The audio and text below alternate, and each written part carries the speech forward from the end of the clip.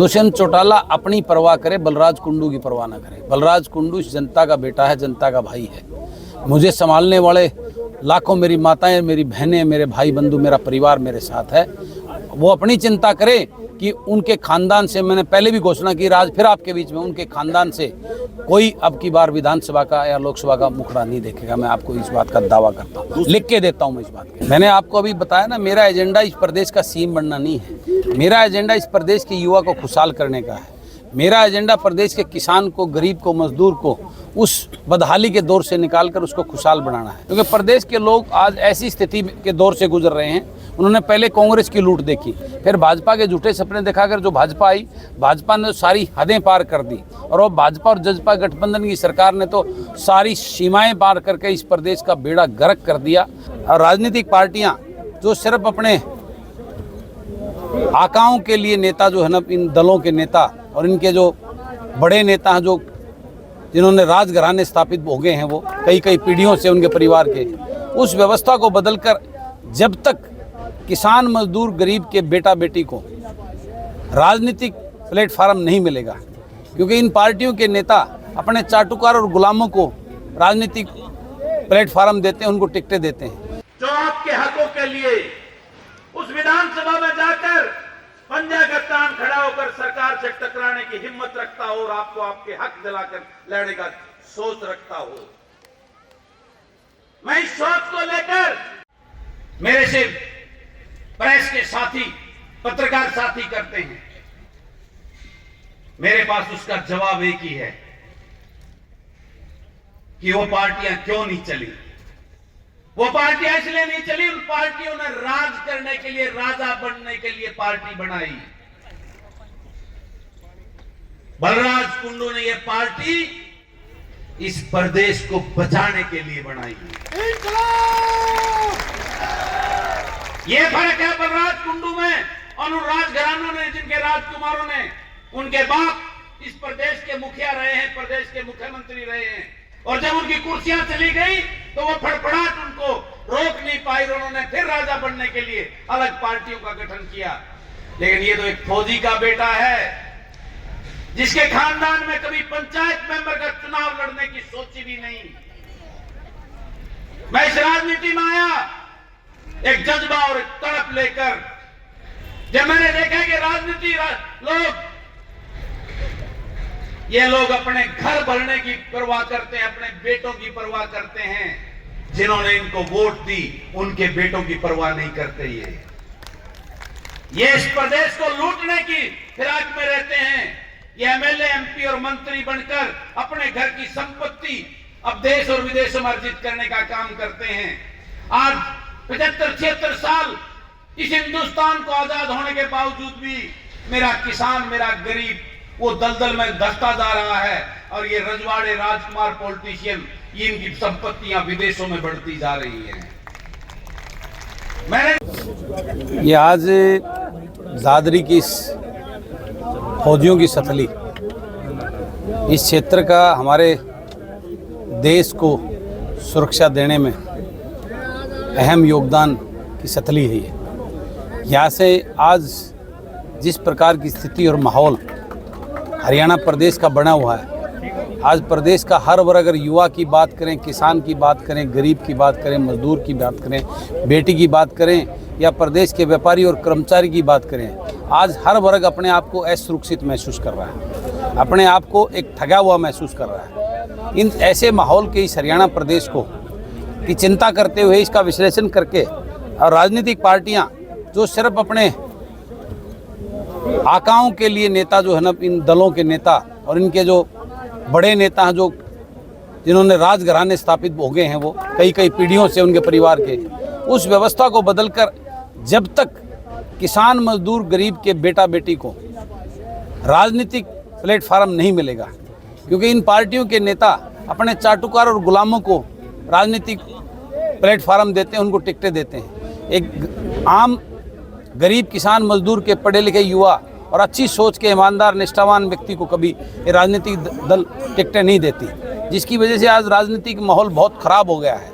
अच्छे लोगों का विश्वास उठ चुका है राजनीति से। इस सिस्टम को बदलकर इस प्रदेश को सुरक्षित प्रदेश, इस प्रदेश के युवा को रोजगार मिले, इस प्रदेश को किसान को उसका हक मिले, गरीब को, कर्मचारी को, व्यापारी को उनका हक जो उनका बनता है वो हक देने के लिए, इस किसान मजदूर के बेटे को राजनीतिक प्लेटफॉर्म देने के लिए हरियाणा जन सेवक पार्टी का गठन किया गया है। और उस पार्टी का जन सेवा मिशन 2024 को लेकर हमने आगाज़ यहाँ दादरी की इस धरती से की है, बहादुर धरती से। और निश्चित रूप से इस प्रदेश को, क्योंकि प्रदेश के लोग आज ऐसी स्थिति के दौर से गुजर रहे हैं, उन्होंने पहले कांग्रेस की लूट देखी, फिर भाजपा के झूठे सपने दिखाकर जो भाजपा आई, भाजपा ने सारी हदें पार कर दी, और अब भाजपा और जजपा गठबंधन की सरकार ने तो सारी सीमाएं पार करके इस प्रदेश का बेड़ा गर्क कर दिया। आज प्रदेश के लोग ऐसी स्थिति, मानसिक दशा में हैं कि उनको कोई ऐसा विकल्प चाहिए जो उनको इस भंवर से निकालकर इस प्रदेश के युवाओं को रोजगार, गरीब को उसका हक और प्रदेश को खुशहाल और भ्रष्टाचार मुक्त कर सके। इस एजेंडे को लेकर हमने ये जो हम मुहिम चालू की है। विधानसभा का भी आगाज किया है, कितनी सीटों पर चुनाव लड़ेंगे? बिल्कुल निश्चित रूप से आज ये आगाज हमारे विधानसभा का ही मिशन है, और अब हर विधानसभा में जाकर हम लोगों को जगाकर एक अच्छी विचारधारा के, अच्छे ईमानदार और निष्ठावान जन सेवा की सोच वाले किसान मजदूर के बेटा बेटी को हम आगे लाकर काम करेंगे, उसको बढ़ाने का काम। काफी बड़ी बड़ी घोषणाएं कर दी हैं, तो उसका रोड मैप बना लिया गया है क्या? बिल्कुल पूरा रोड मैप, बगैर रोड मैप के हमारा कोई एजेंडा नहीं है। हमको पूरी तैयारी के साथ, हमें पिछले 1.5 साल से इसके ऊपर काम कर रहे हैं, और अब इसको अमली जामा पहनाकर लोगों के बीच में हम लोग आए। नई पार्टी का जन्म हुआ है जी, और सीएम आए के नारे लग रहे हैं, तो लगता है कि 2024 में बलराज कुंडू सीएम बन पाएगा? मैंने आपको अभी बताया ना, मेरा एजेंडा इस प्रदेश का सीएम बनना नहीं है। मेरा एजेंडा इस प्रदेश के युवा को खुशहाल करने का है। मेरा एजेंडा प्रदेश के किसान को, गरीब को, मजदूर को उस बदहाली के दौर से निकालकर उसको खुशहाल बनाना है, प्रदेश को विकास के एजेंडे पर लेके जाना है। ये सब एजेंडे लेकर प्रदेश का मुख्यमंत्री कौन बनेगा, इस विषय पे मैं चिंता नहीं कर रहा हूँ। मैं प्रदेश को आगे कैसे ले जाया जा सके, उस एजेंडे पर लेकर हम लोग जो है ना, अच्छी सोच के लोगों को इकट्ठा करके इस मुहिम को आगे बढ़ा रहे हैं। गठबंधन के साथ भी चुनाव लड़ सकते हैं? देखिए, राजनीति में संभावनाओं से इनकार नहीं किया जा सकता, लेकिन भाजपा, कांग्रेस और जजपा से मैं किसी प्रकार का कोई गठबंधन नहीं करेंगे। कितनी सीटों के साथ योद्धाई उतरेंगे सर आपके? देखिए, अभी हम कोई नंबर पे नहीं जाना चाहते, हम अच्छे लोगों पे जाना चाहेंगे। हमें 20 लोग अच्छे मिलेंगे, ईमानदार, निष्ठावान मिलेंगे, जो जनता के चाहते होंगे, तो 20 को लड़ाएंगे, 50 मिलेंगे 50 को लड़ाएंगे, 90 मिलेंगे तो 90 को लड़ाएंगे। इन्हीं सब सवालों के साथ जेजेपी सत्ता में आई थी, आप जनता को कैसे विश्वास दिलाएंगे, क्योंकि एक बार लोग ठगा महसूस कर चुके हैं? ये तो लोगों का भ्रम था, उस परिवारों को तो जो जिनको जेजेपी को वो तो पुराना इतिहास, उनके फादर का, उनकी लूट को सब जानते, लेकिन अनदेखा कर दिया था। शायद ये वो ना हो, इस पूरे परिवार को तो कौन नहीं जानता, इनकी लूट को, इनकी भूख को। बलराज कुंडू ने पिछले 9 साल में अपने आप को प्रूव किया है। 4 साल जिला परिषद का चेयरमैन, जिला प्रमुख होने के नाते मैंने वो मिसाल पैदा करी थी। 1 रुपए की रिश्वत ना चलाकर जिला परिषद को जिला परिषद बनाकर हरियाणा प्रदेश में नंबर 1 लाने का काम किया था। आज मात्र 4 साल मुझे एमएलए बने हुए हैं।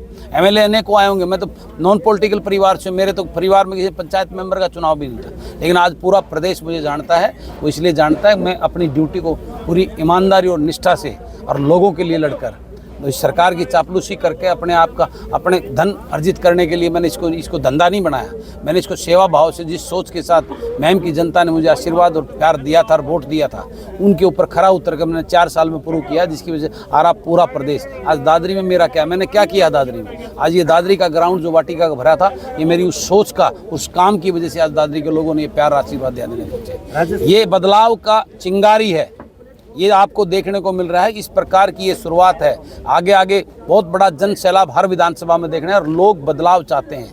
तंग आ चुके हैं लूट और झूठ की राजनीति से, इन राजघरानों की प्रथा से खत्म, लूट बिल्कुल अति हो चुकी है। दुष्यंत चौटाला कहते हैं बलराज कुंडू अपनी भी सीट नहीं बचा सकते महम में, तो ऐसे में नई पार्टी लेकर तो नहीं चल रहे, दूसरे लोगों को सामने उतार कर। दुष्यंत चौटाला अपनी परवाह करे, बलराज कुंडू की परवाह न करे। बलराज कुंडू इस जनता का बेटा है, जनता का भाई है। मुझे संभालने वाले लाखों मेरी माताएं, मेरी बहनें, मेरे भाई बंधु, मेरा परिवार मेरे साथ है।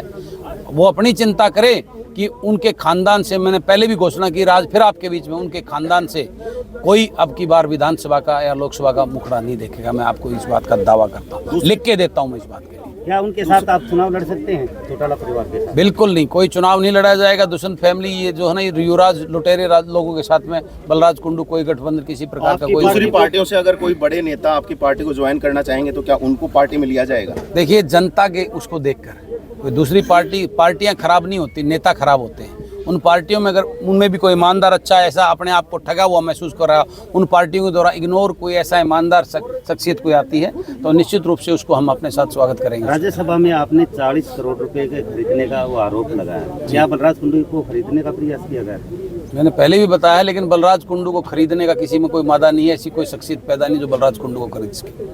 आगे भविष्य में कैसी राजनीति रहेगी हरियाणा में आपका? भविष्य की राजनीति मैंने बताया ना, मैंने इस प्रदेश को बचाकर, इस प्रदेश से लूट और झूठ की राजनीति, इस प्रदेश के युवाओं के भविष्य सुनिश्चित करने के लिए, किसान मजदूर के भविष्य को सुनिश्चित कर इस प्रदेश को विकास के पथ पर आगे बढ़ाने की सोच लेकर हम राजनीति करें। पार्टी बना ली है, संगठन कब तक पूरा करें? संगठन हम हर रोज बना रहे हैं। लगभग जितनी हमारी 4-5 डिस्ट्रिक्ट का हमारा संगठन बन रहा है, हर रोज और भी नए लोग तैयार हैं। हम जल्दबाजी में कोई लिस्ट जारी नहीं करना चाहते। हम पूरे अच्छे जांच परख कर अच्छे लोगों को इस संगठन में अपने संगठन